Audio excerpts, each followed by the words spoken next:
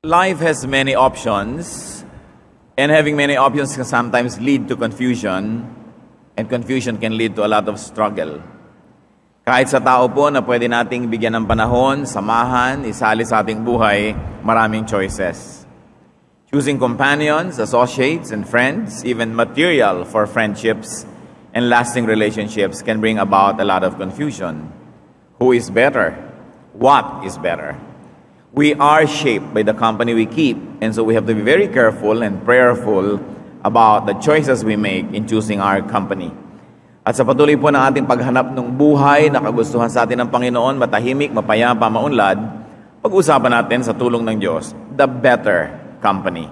Sino nga ba ang higit na mabuting kasama? Anong uri ng mga tao ang higit na mabuting pinapayagan natin na magkaroon ng access sa ating buhay? Heavenly Father, we thank you for your goodness to us. We thank you that you are our Father, our friend, our companion, our sustainer, creator, protector. Salamat sapagkat kayo ay lahat-lahat sa aming buhay. At ang marami niyo pong katangian, you distribute among us and you allow to be ministered to each one of us through people. So Lord, we pray that you may give us guidance as to who to allow to influence us, who to share our lives with, and who to allow, Lord, to receive even our attention. Nawa, Panginoon, kayo po ang maging tagapagturo ngayon. Patawarin niyo po kami sa mga kasalanan namin. Cleanse us, make us whole, empower us so that we can see your face, hear your voice, and hold your hand. Cleanse us from all our iniquities, wash us clean so we can walk into your holy presence and gaze at your beauty and marvel at your wisdom. Walk in our midst, O God, do your holy purpose, heal us, teach us. In the name of Jesus Christ, your Son, our Lord, we pray. Better company. Marami pong pagpipilian, but the Bible says thinkers are better than mere money makers. Thinkers as companions are better than people who focus only on making money, on making currency, or making a name. Kadalasan sa tingin natin, masarap kaibigan, masarap lumapit sa maraming pera, sa gumagawa ng pera, sa sikat, the rich, the famous. That may be true. But if we're going to have to choose between thinkers and people who only make money, the Bible says in Proverbs 16:16, how much better to get wisdom than gold, to choose understanding rather than silver. Higit daw na mainam sa ginto ang magkaroon ng karunungan. At higit pa kaysa pilak ang magtaglay ng pangunawa. Kung agad-agad nating iniisip, mahalaga yung pera, mahalaga yun, totoo naman. Pero kung papipilian tayo, marunong nakasama, o basta mapera lang nakasama, hindi ka naman nakakatiyak na yung mapera, bibigyan ka nga Baka nga kaya nagkapera yan dahil hindi mahilig mamigay. Although meron din namang mapera na mahilig mamigay. Pero yung taong marunong, pagkasama mo yon, siguradong hindi ka pagkakaitan, yung karunungan niya magiging sayo rin. Matututo ka pagkasama mo siya. At kung merong isang walang alam na mapera, nagkaroon bigla ng brown out or black out, pwedeng pagkaliwanag, wala na siyang pera kasi hindi naman siya marunong. Pero yung walang pera na marunong, malaki ang chances, magkakapera rin yun. Kasi marunong. Although it doesn't always follow, there's a big opportunity. Thinkers give insight. They give us guidance and enlightenment. Therefore, they are great treasures. Kung meron kayong kilala na magaling mag-isip, mahusay mag-isip, palaisip ng mga dapat pinag-iisip, cultivate friendship and cultivate companionship. Kasi may mapapala at mapapala tayo doon. Kung wala, maghanap kayo. At kung meron na, pahalagahan. When it comes to company, the wise are better than the foolish. One's intellectual superiors are better as companions than one's intellectual juniors. Kung pipili kayo ng kasama, mas marunong sa inyo o mas marunong kayo, palagay ko naman malinaw, na kung tayo'y sumasama doon sa mas marunong sa atin, tayo'y maraming matututunan. Kasi ikaw na yung bida, ikaw na yung teacher, ikaw na yung nando sa top of the food chain, pero lahat naman ng kasama mo, wala ka nang mapala. So nauubusan ka yung kasama mo sila, samantalang kung kasama natin ay marurunong, tayo'y nadadagdagan. Ecclesiastes 7:5, it is better to heed a wise man's rebuke than to listen to the song of fools. Mas mahalaga yung pamiminta sa'yo o pagkikriticize, pagtutuwid ng isang marunong kesa pagpupuri ng isang hindi naman. Mas mabuting makarinig ng saway ng matalino, sabi sa Biblia, kaysa isang mangmang ang pupuri sa'yo. So do you wish to preside over a company of fools? Or rather sit at the feet of a wise man or a wise woman? Kuminsan, gustong-gusto natin yung feeling bida tayo. Kaya gusto natin yung less ang kasama natin. Pero wala tayong mapapala. Kung tayo may nakikitungo dapat doon sa mga people who are less than we are in terms of knowledge or intelligence or wisdom, it must be our time to give to them. It must be our time to be kind and charitable. But if that's the only thing you'll do in your life, then you will never grow. Marami pong mga magagaling na babae, ang huhusay, ang tatalino, mga edukada, marami pa mayayaman at ang gaganda, nagtataka bakit yung mga asawa nila nagkakaroon ng kulasisi na according to them, mukhang pusa. Sabi, takang-taka naman ako, ang ganda-ganda ko, de buena familia, edukada, matalino, makinis, mabango. Bakit yung asawa ko na humaling sa isang kung sinong karakter? At kung susuriin, kasi pagkasama niya yung babaeng yun, he feels like a king. Pagkakasama ka naman kumisan, dahil ikaw si Reyna o si Prinsesa, the husband feels like a pauper or a beggar or a janitor. Kaya matatalino ang mga babae na kahit sila ay matataas ang kalagayan, pinag-aralan at napakagaganda, you still are able to make your husbands feel like kings. Kasi ang mga tao, ang tendency, gusto nilang kasama yung sila yung bida. Hindi yung sila yung underdog. In terms, of course, of the relationship between a husband and a wife, you must feel each other like king and queen. Pero tanggapin natin ang katotohanan na mas gusto ng iba sumasama kung saan sila nagniningning, sila yung pinakasikat, sila yung pinakabida. But the Bible says, no, wala ka mapapala ako, ikaw na yung pinakamagaling doon. Proverbs 27:17, as iron sharpens iron, so one man sharpens another. Pag pumipili po kayo ng kasama, mga kapatid, yung pagkatapos ninyong mag-usap, kahit pa kayo nagtalo, okay, nagpurihan, o wala namang masyadong lalim ang pinag-usapan, pag uwi mo, naramdaman mo, tumalino ka. Nadagdagan ang alam mo. Hindi yung para ang feeling mo, matapos mo siyang kausapin, mukhang pumurol ang isip mo. Mukhang lumiihit ang mundo mo, bumabaw ang iyong mga kagustuhan na pag-usapan. Walang kwenta yon. Bakal ang nagpapatalim sa kapwa bakal, sabi ng Biblia, at isip ang nagpapatalas sa kapwa isipan. So kailangan, hindi lang yung ang saya naman nakasama siya, tawa ako ng tawa, na puno ng hangin ang tiyan ko. Hindi naman yun ang goal ng pakikipag-usap lang, bagamat paminsan-minsan nakakatulong. Pero kailangan, pagkatapos yung mag-usap, sabi mo, tumalino ako. May nalaman ako, may nadagdag sa akin. At higit sa lahat, mga kapatid, nagkaroon ako ng kaliwanagan. I was enlightened. Alam niyo, pinagkaiba ng liwanag at hindi liwanag. Ang ganda-ganda ng mga alahas mo, mga brilyante, mga perlas, mga ruby. Pero pag walang liwanag, di ba, hindi mo naman siya kita. Pero pag naliwanagan, dumaan ang liwanag sa kanyang likod, sa kanyang gilid, kumikislap, gumaganda siya. Ganon ang lahat ng bagay pag naliliwanagan. Ang isip mo man, may laman naman eh. Pero unless tamaan ang liwanag yan, hindi siya magniningning. At may mga tao na ang kanilang katalinuhan, liwanag. Pag nakakasalamuhan natin, nakakausap, yung dati na nating alam, na alam naman nating nandun, nagkakaroon ng mga bago at magagandang kahulugan. Yung mga karanasan natin na hindi natin maintindihan kung anong connection sa isa't isa, para mga hiwa-hiwalay na sampagitang natutuhog, nagiging kwintas. Pag ang kausap mo marunong. Pati ang sarili mong hindi mo mauna-unawa, ang ugali mong hindi mo maintindihan, oras sa kanyang sinuri, ay lalo mong naiintindihan.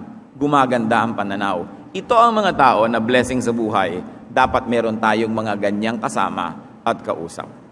Hindi lang laging masaya kasi.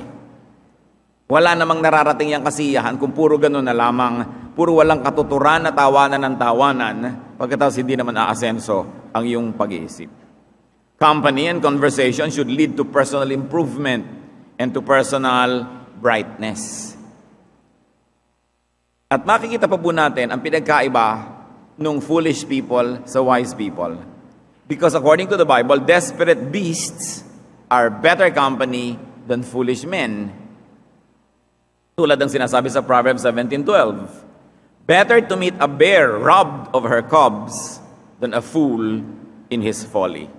Wala naman tayong bear o oso sa ating kultura. Pero yung mga oso or bear, sobrang mabagsik na mga hayop yan at malalaki. At kayang-kaya kanyang pagpilas-pilasin na parang papel, lalong-lalo kung ang kanyang mga anak na mga maliliit ay nawawala. Napakabagsik niyan at galit na galit at ang makasalubong ay talagang pagbibintangan niya na siyang kumuha ng kanyang anak kaya paghihigantihan niya. Pero anong sabi sa Biblia? Mabuti pang harapin ang inahing osong inagawa ng anak kaysa kausapin ng isang mangmang na lublob sa kahangalan. Mas mapanganib daw na may kasama kang mangmang kaysa makasalubong mo ay isang osong galit na galit. Mas malaking damage ang magagawa sa iyo nung mangmang. So halimbawa, para lang sinabi, total ang marami sa Pilipinas ay cobra. Mabuti pang may katabi kang cobra na galit kaysa may katabi kang mangmang na tawa ng tawa at bulong ng bulong sa iyo.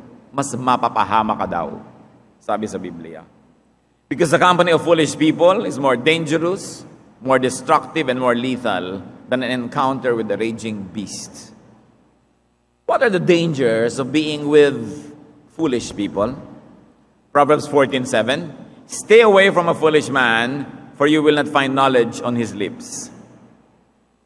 Iwasan daw ang makisama sa mga taong mangmang, pagkat sa kanila ay wala kang mapupulot na kaalaman.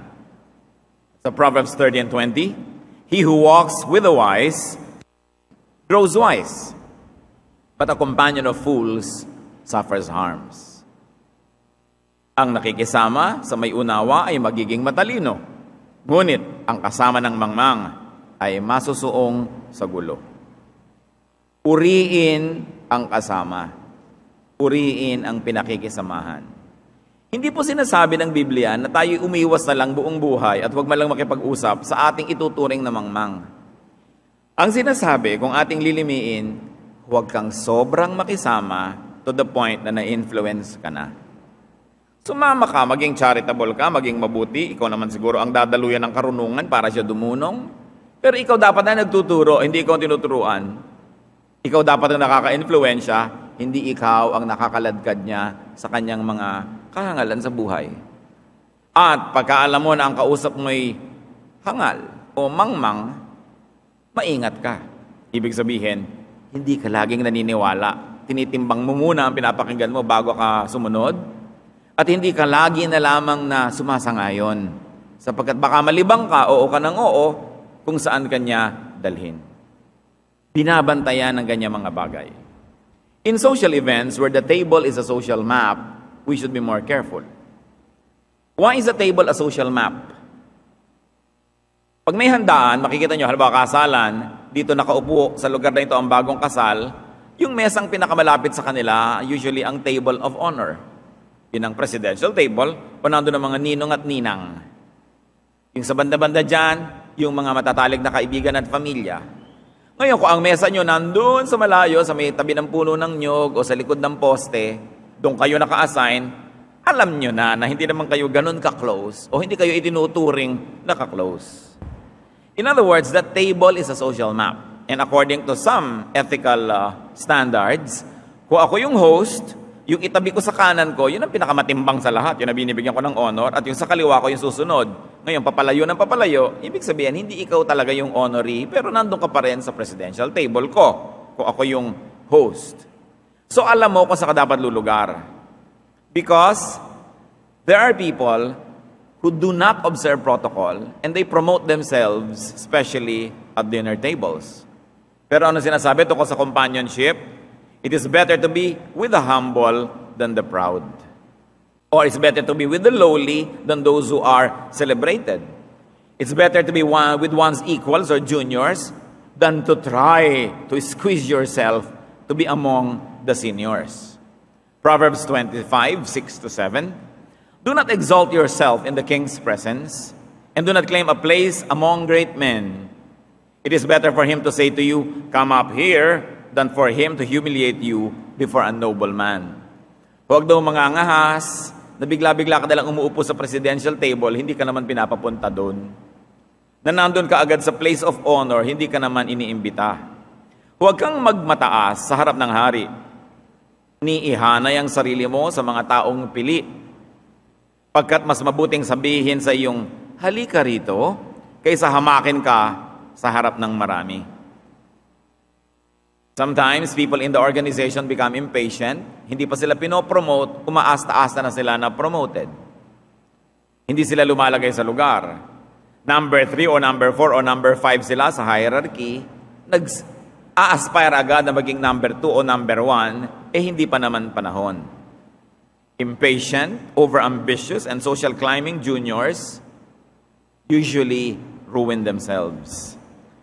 Do not exalt yourself prematurely. In fact, ever. Because if you are good, there is no way for you to go but up. Hot air will always rise. And if you're really hot, you will rise. Hindi mo kailangang pilitin yan.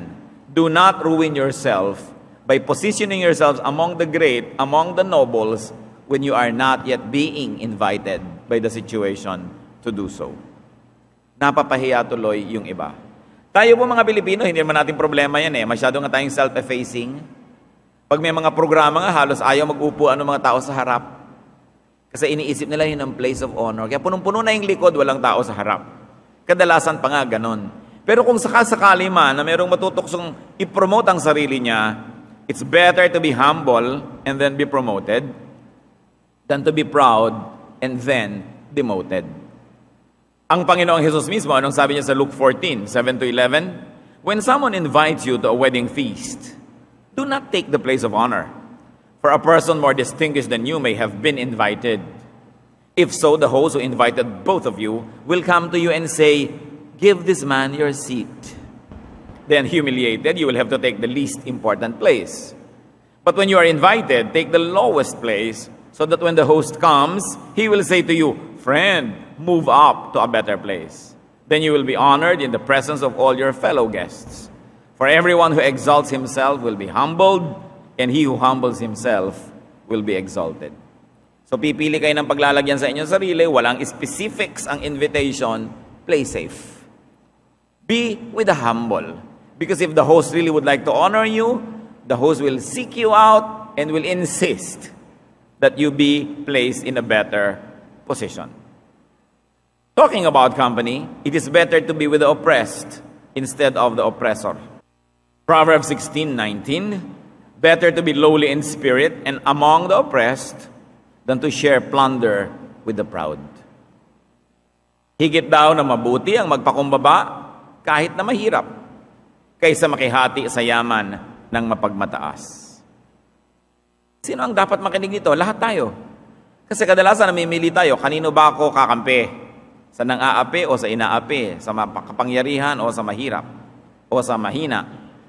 Unless it is very clear that those who are powerful are really the righteous ones also, and therefore we are, of course, to side with righteousness, whether or not the righteous is weak or strong, poor or rich. But when that is not clear, and very especially if it is clear that the oppressor is unrighteous, or the powerful is unrighteous, the people of God are taught by Scripture to side with the oppressed. Lalong-lalong dapat pansin ito ng mga abogado, ng mga hukom, ng mga huwes, people of power or influence. May lalapit sa inyo, nagtatalo ang kaso, isang mayaman, isang mahirap, isang makapangyarihan, isang mahina. When the line is not clear, you know na dapat hinihingi ng Biblia na bigyan natin ng higit lalong pagtingin yung kaawa-awa, yung mahina, yung mahirap. Power is God-given. Ito'y pahiram lamang. And power should glorify God. Very clearly, God is on the side of the oppressed. God is on the side of the weak and the victims of abuse. Unless the oppressed or the weak or the victims of abuse are really very, very unrighteous, that's why they are being oppressed, or that's why they are weakened, or they have become victimized by their own folly, then we know that we should take up their causes. Psalm 9:9, the Lord is a refuge for the oppressed, a stronghold in times of trouble. So do not insist on hobnobbing and rubbing elbows with oppressors, though they may look glamorous.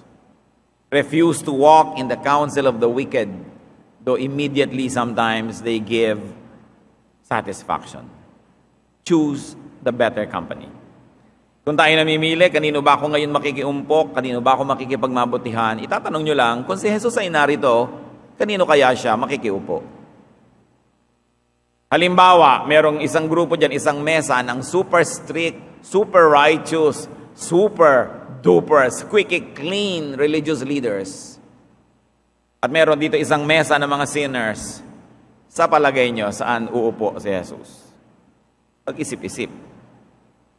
Jesus decided to throw his lot among these people, to give them validation, give them companionship, teaching, to give them guidance, to give them strength.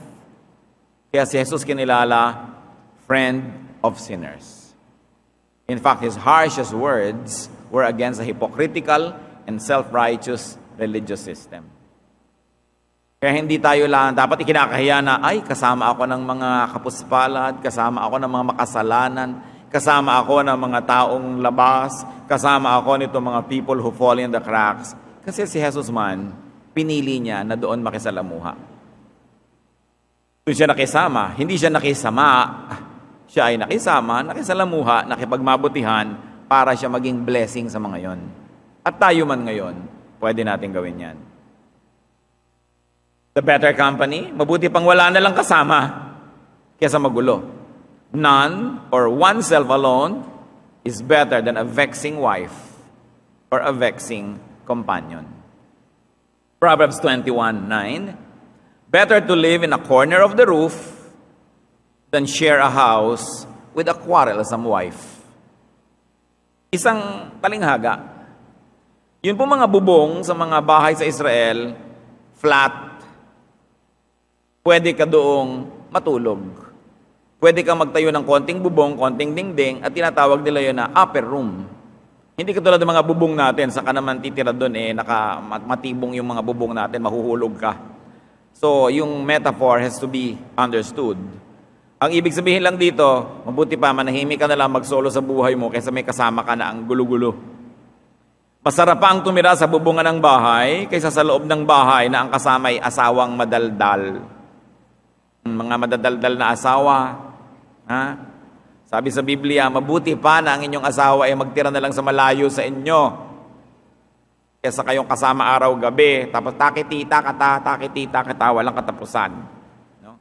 Desiderata, avoid loud and aggressive persons. They are vexations to the spirit. In other words, life of peace alone is better than wedded torment. Kung kasal na kayo, wala na kayong choice, takpan nyo na lang ang tenga ninyo o manalangin kayo na isang himala. Kasi andyan na yan. Mas mabuti sigurong sabihin itong payong to sa mga pipili pa lang. Yung magsisimula pa lang. Dapat yung nanakita na ko, ayoko yata ng ganitong kasama, huwag niyong sabihin na babaguhin siya ng aking pag-ibig. Naku, hindi nangyayari yun. Walang binago ng pag-ibig. Ang pag-ibig, hindi mo binabago yung kapwa mo. Ang pag-ibig, tinatanggap mo siya. Ngayon, sa simula pa lang, hindi nakatanggap-tanggap, wag na lang. Matras ka na. Pero kung gusto mo talaga siya, tanggapin mo. Magbago mat hindi, tinanggap mo na. Okay na rin sa yun kasi tinanggap mo. But what is really the main essence of this verse? Avoid people who vex you. May mga ganun eh. Para kang isang tahimik na pond without blemish on its face. And when you look at the pond, it's like a mirror and you can see the sky and you can see yourself.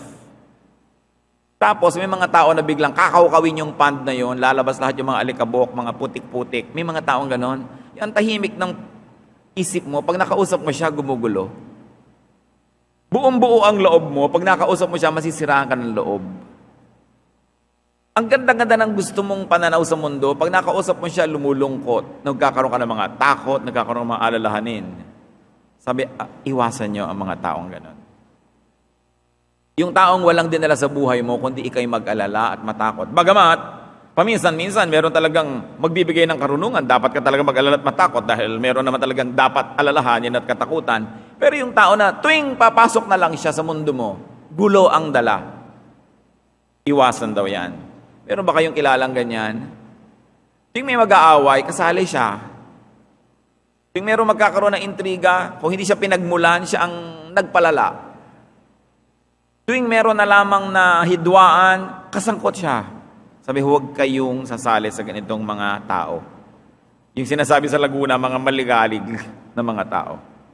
Mga magulong tao, iwasan. Better company, gentlemen or gentlewomen, rather than hot-tempered men or women.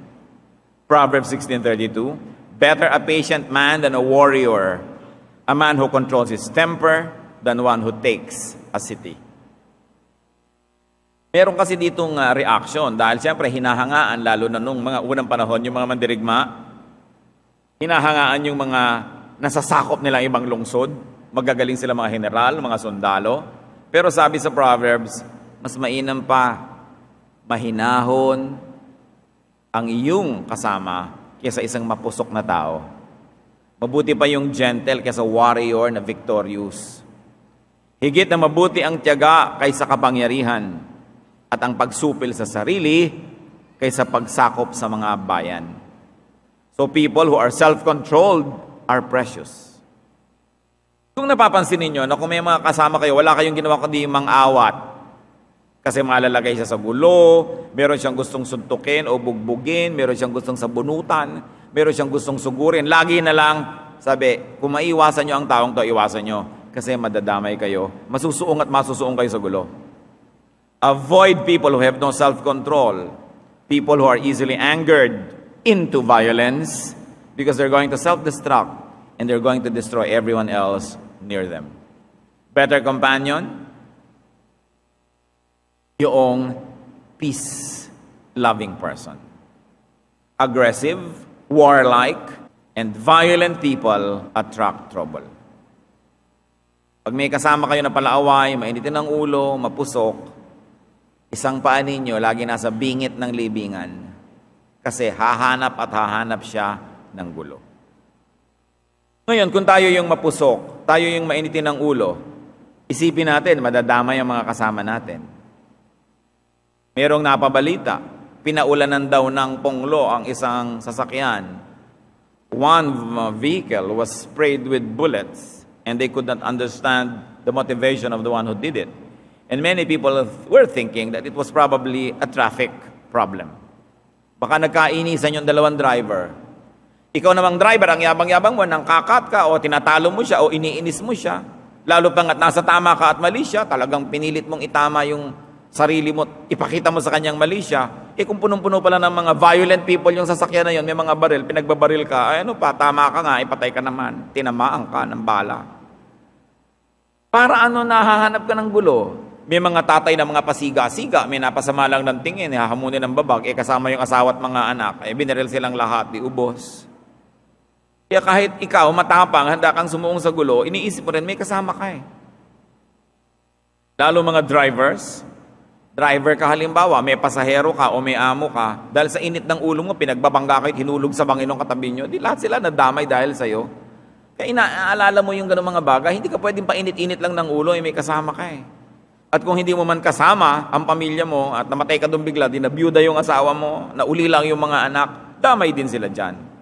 Basta merong mainitin ng ulo, madadamay ang mga nagmamahal sa kanila. In fact, mapapahamak. Kaya hindi dapat kinakainggitan, lalo yung mga may kasamaan ng ugali. Kahit pa nga kumisan mukha silang siga, wala namang nai-impress doon. Proverbs 24:1, do not envy wicked men. Do not desire their company. According to 1 Corinthians 15:33, bad company corrupts good character. Aggressive people will hurt others.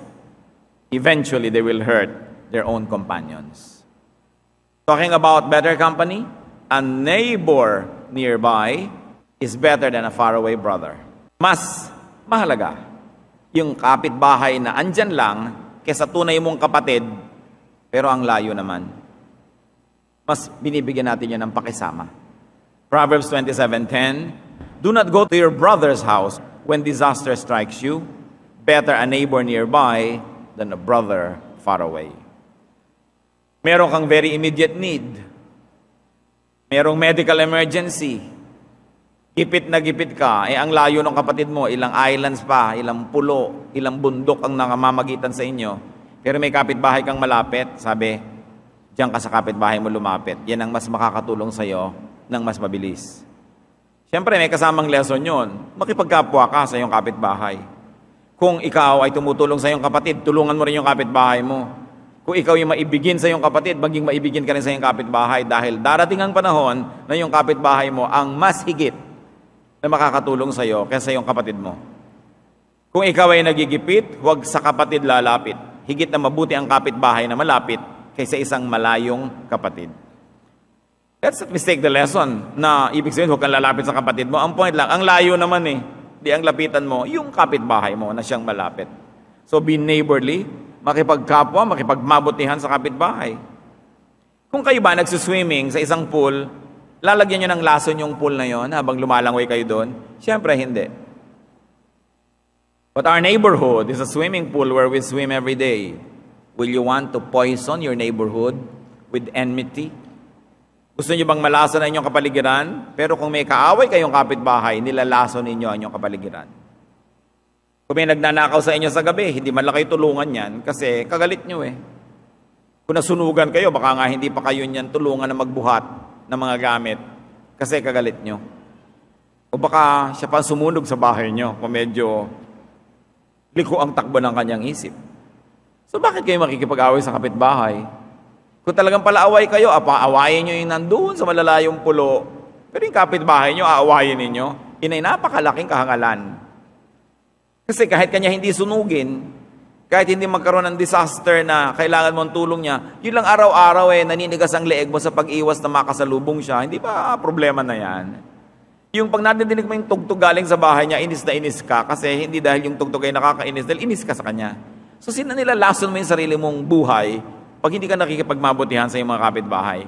Marami po mga katuruan, mga kapatid sa Biblia, hindi para tayo maging dehado. Kaya tinuturuan tayong maging mabait ka, maging mabuti ka, hindi para ka maapi. Kasi in the long run, kung mabait ka, mabuti ka, makikinabang ka naman Sinasabi sa Biblia, pag nagtatanim tayo, umaani.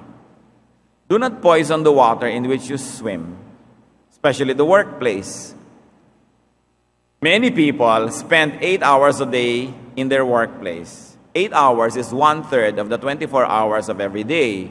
So at least 1/3 of your life, you are at work.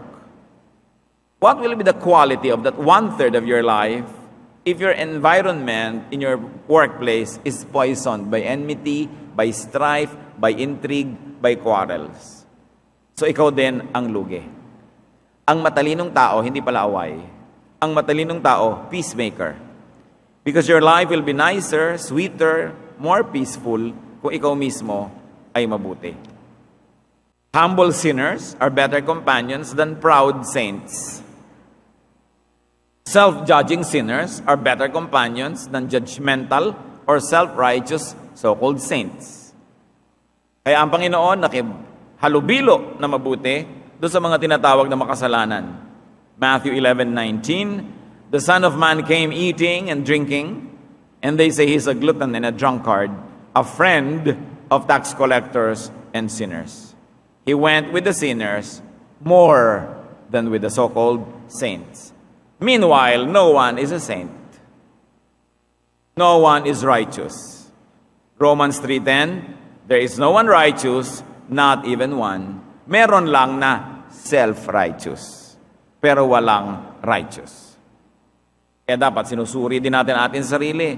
Natuto ng konting verses, naituwid ang konting kalikuan, ang yabang-yabang na, ang liit-liit na ng paningin sa iba, sinusuri na ang iba, ginajudge, sinusurot-surot, samantalang siya man ay marami pang mga buntot na hila-hila at marami pang mga sungay na hindi pa man lamang natatanggal. Humble sinners will ground you. Self-proclaimed saints will only damage you with their attitude and in the end will also judge you.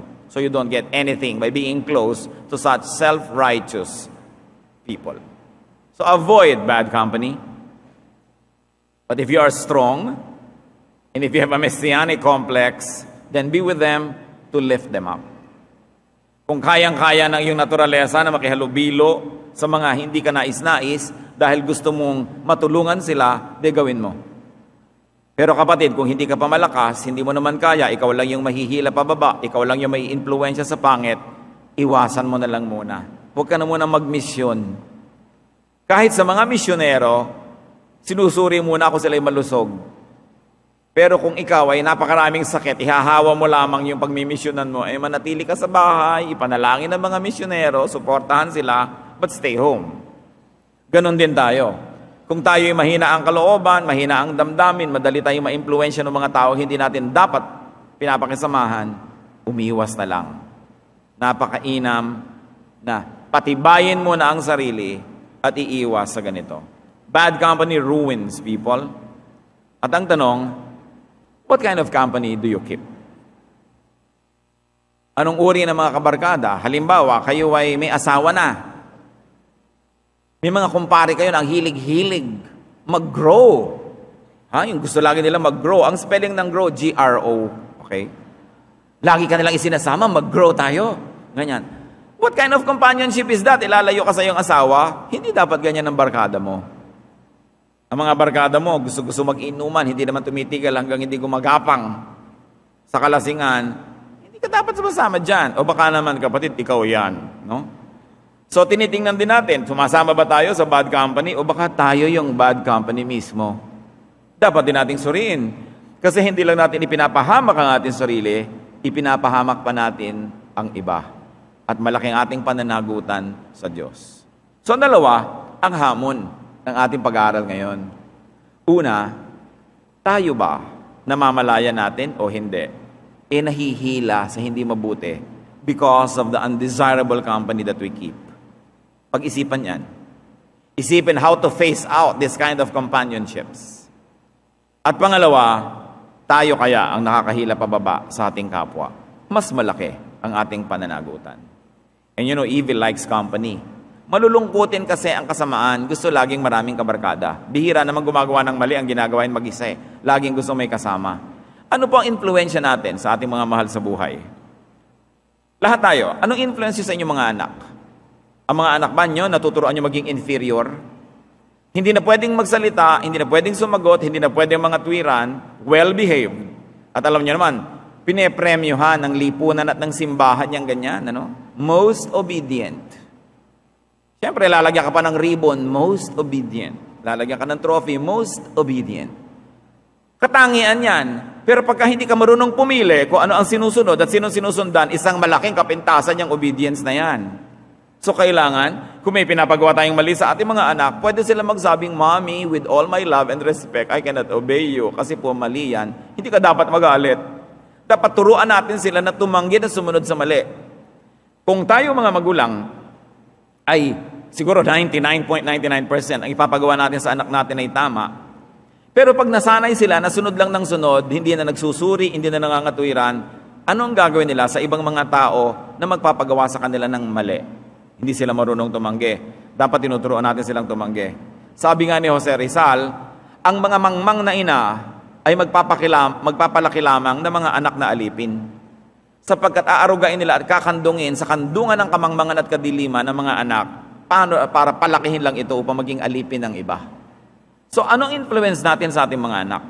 Tinuturuan ba natin silang mga tuwiran? Hindi masama mga tuwiran, basta magalang. Pero dapat pwedeng mga tuwiran, pwedeng tumanggi. Hindi pag sinabi natin, sunod na lahat. Kasi pag nasanay silang ganon, paglaki, kahit na si Satanas ang yumaya, sama. Kasi hindi marunong tumanggi. Anong influence natin sa ating mga asawa? Yung asawa nyo ba na dating namumulaklak na talagang napakaganda ng kanyang pagkatao mula nung napangasawa kayo, naluoy? Dahil hindi nyo pinayagang mag-blossom, hindi nyo pinayagan na magkaroon ng karir, hindi nyo na pinayagan na maging tao, naging anino nyo na lang. Anong influence nyo sa inyong asawa? Ang dami ko nang nakita mga lalaki na ang huhusay, ang gagaling, makikisig, mga masisigla, pero 10 years into their marriage, nawala lahat yon. Ginanya nung asawa. Nawala ng boses. No? Naging tau-tauhan. So, ano nangyari dito? Bad influence ang wife. Kuminsan yung husband din, bad influence. But you know, kabiyak nyo sa buhay, dapat napaka-positive na influence nyo, hindi negative. Ano ang ating influensya sa ating mga empleyado? Kung kayo yung amo, kung kayo yung manager, kayo yung employer. Anong impluwensya natin sa ating kapwa empleyado? May darating na bago, ang aga-agang pumasok, ang sipag-sipag. Eto ka na ngayon, walang kwenta yan, huwag kang papasok na maaga dito. No? Anong impluwensya ang ibibigay mo sa kanya? Ang korap-korap nyo na, idadamay nyo na agad yung bago. Maganda bang influence yun? Tinignan natin, ano ang influence ko sa mga classmates ko? Ano ang influence sa inyo ng mga classmates nyo? Kayong mga estudyante. Napapaganda ba yung grades nyo? Papapangit tuwing kayo lagi nilang kasama? Ano ang influence ng boyfriend ninyo sa inyo o girlfriend? Humuhusay ba ang iyong pagkatao? Na kayo parehong nag-grow o nagiging isa na lang kayo? Kasi pag naging isa na lang kayo, isa lang ang nanaig, yung isa naging anino lang. Pero dalawang tao kayo, dapat dalawa kayong identity, magkasama, magkasabay madalas, pero hindi lagi. But you must allow each other room for individual growth. Hindi nakain na ng isa yung isa. And I'm telling you this, yung mga sige na lang susunod ako para manatili ang pag-iibigan namin. Yung gusto na lang niya ang susundin ko. Sige, sunod-sunuran na lang ako para peace. Alam niyo mangyayari later? Hindi na rin kayo gusto niyan. Mawawala na siya na interest sa inyo dahil anino lang naman kayo eh. Kaya sa inyong pagbibigay para pahabain ang inyong pagsasama, lalo niyong pinaiksi. Dahil hindi na kayo interesting person.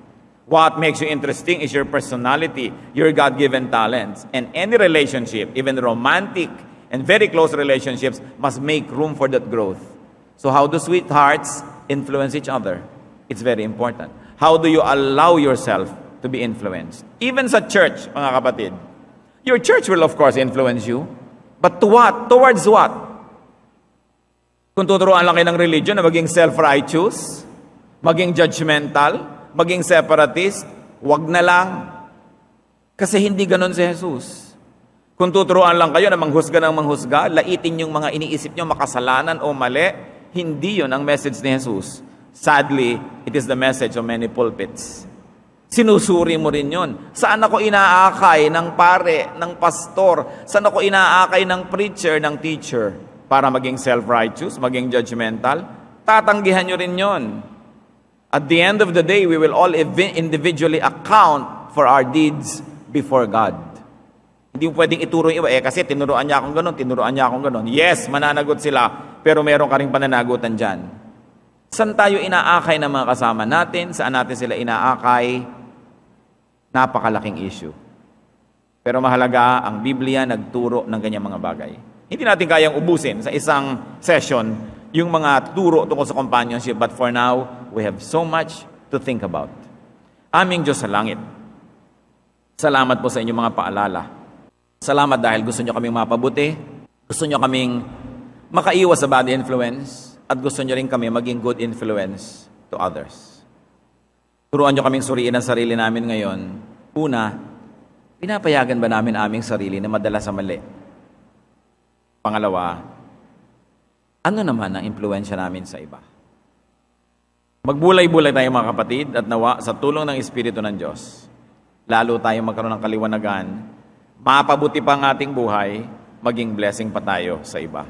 Sa ilang saglit, magbulay-bulay, listen to the voice of the Spirit, and find very personal applications to these beautiful teachings from the Bible.